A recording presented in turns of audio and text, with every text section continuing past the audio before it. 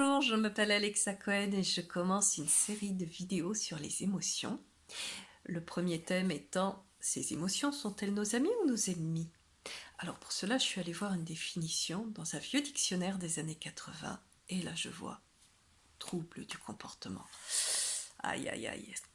Et ça en dit vraiment long sur notre rapport aux émotions. Alors c'est quoi?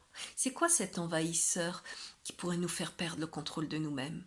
Eh bien c'est tout simplement un ensemble de sensations physiques sur lequel on met une étiquette. J'ai mon ventre qui se serre, j'ai la gorge qui se serre, je tremble, j'ai le bout des mains froides, je claque des dents. Alors vous me direz c'est peut-être la grippe, c'est possible. Mais si ça continue de manière récurrente, c'est peut-être l'émotion du stress. Alors comme c'est pas agréable, on va essayer de réguler, de faire autrement. En faisant du sport par exemple, en modifiant la sensation physique, on va se sentir mieux. Et c'est un excellent régulateur. Le problème se pose, c'est quand malgré tout, l'émotion elle tourne en boucle et que tout le temps, je ressens ce stress. Et là, ça, déjà, on se sent pas bien et ça peut évoluer vers de la colère, vers de la tristesse, voire même vers des dépressions et du burn-out. Donc avant cela, ça peut être bon de faire des séances individuelles et de voir un thérapeute. Pour ma part, voilà la manière dont je travaille.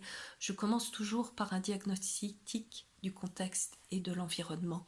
Cela pour éviter de travailler de manière ponctuelle sur l'émotion, mais pour travailler de manière pérenne, sur du long terme, pour avoir des améliorations sur du long terme.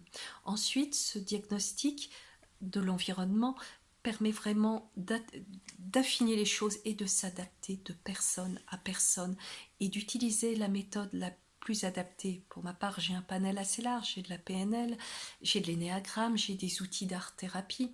Tout dépend vraiment de chacun, de ce diagnostic et de la discussion, de l'échange qu'on va avoir ensemble.